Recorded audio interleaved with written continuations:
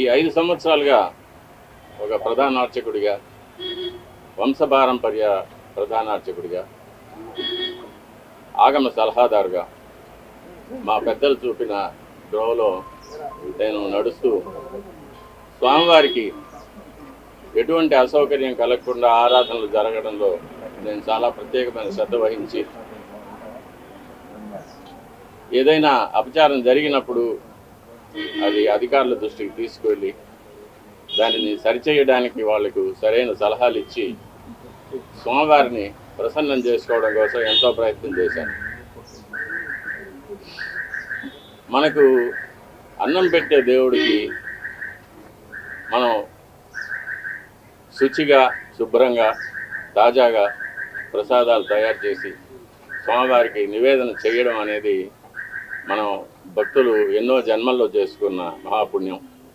కానీ అందులోనే కల్తీలు జరగడం, స్వామివారికి సరైన వేళల్లో సరైన పరిమాణాల్లో స్వామివారికి నైవేద్యం కాకపోవడం అనేది చాలా విచారకరమైన విషయం. అందులోనూ ఆగమశాస్త్ర ప్రకారంగా ఆవుకు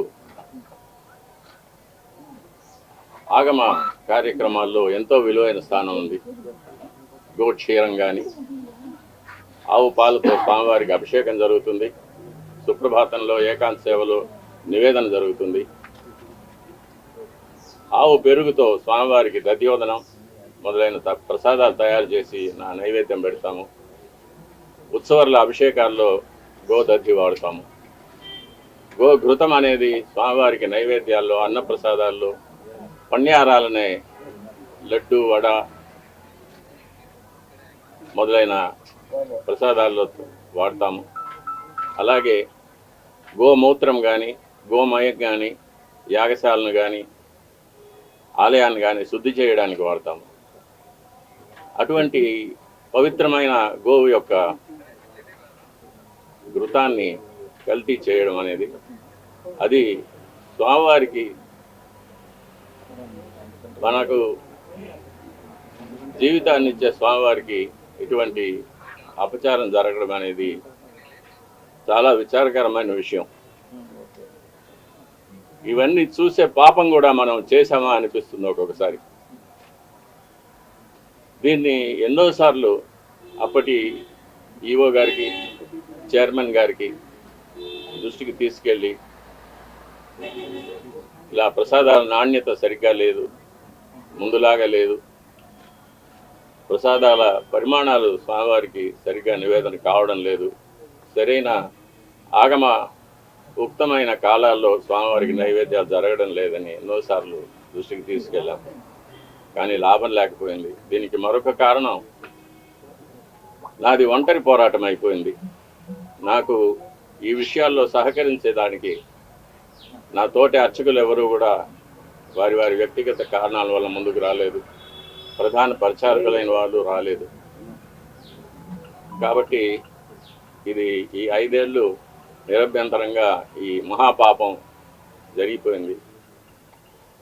ఒక సైంటిస్ట్గా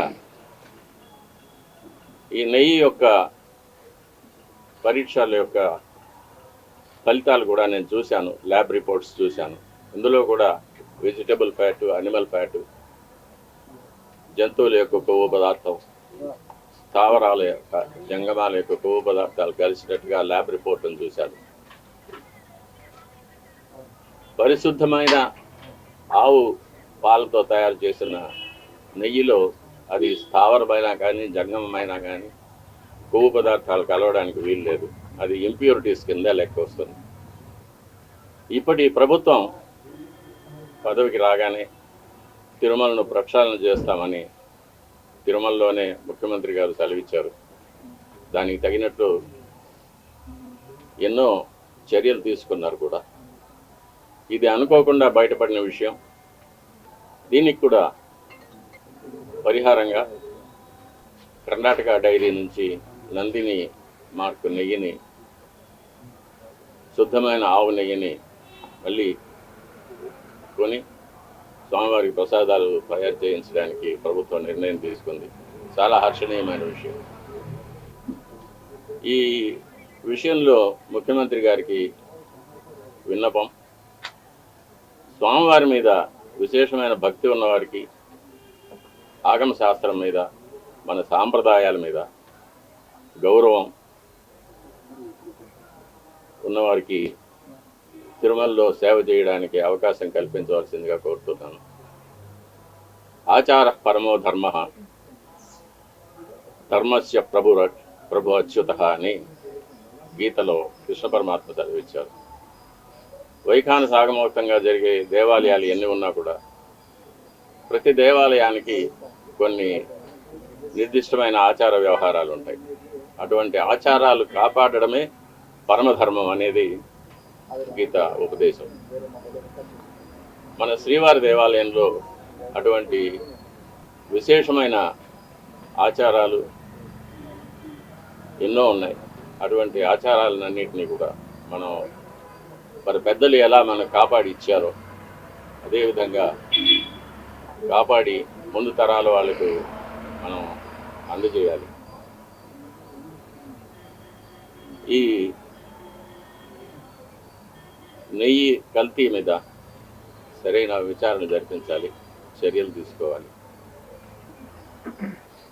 ఇటువంటి విషయాలు నేను అధికారుల దృష్టికి, చైర్మన్ దృష్టికి తీసుకెళ్ళడం వల్ల నాకు వాళ్ళ వద్ద చెడ్డ పేరు వచ్చింది. అందువల్ల నన్ను చాలా హింసలు పెట్టారు. ఎన్నో చట్టవిరోధమైన ఎన్నో కేసులు నా మీద బనాయించి నన్ను కోర్టుల చుట్టూ తిప్పారు, ఇప్పుడు తిప్పుతున్నారు. వీటన్నిటిని కూడా ముఖ్యమంత్రి గారు గమనించి సరిచేయవలసిందిగా కోరుతున్నాను.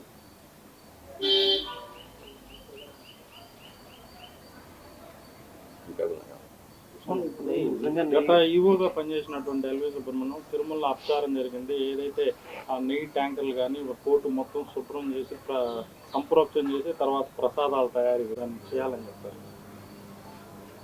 వైఖాన సాగమ శాస్త్ర ప్రకారంగా తిరుమలలో అపచారాలు జరిగితే వాటికి ఎన్నో విధాలైన శుద్ధీకరణ కార్యక్రమాలు చెప్పబడి ఉంది.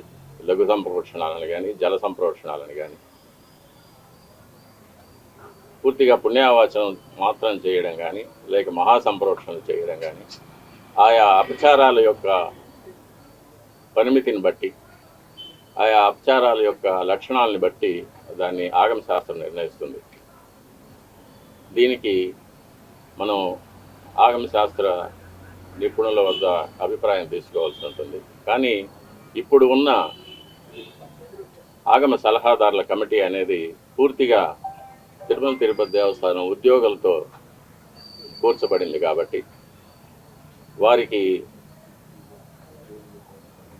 ఒక స్వతంత్రమైన అభిప్రాయం ఇచ్చే ధైర్యం లేదు. కాబట్టి దీన్ని బయటి రాష్ట్రాల నుంచి కానీ, మన రాష్ట్రంలోని వివిధ దేవాలయాల నుంచి కానీ వైఖాన సాగమ శాస్త్రంలో సరైన అనుభవం, విద్య ఉన్న వారి చేత మనం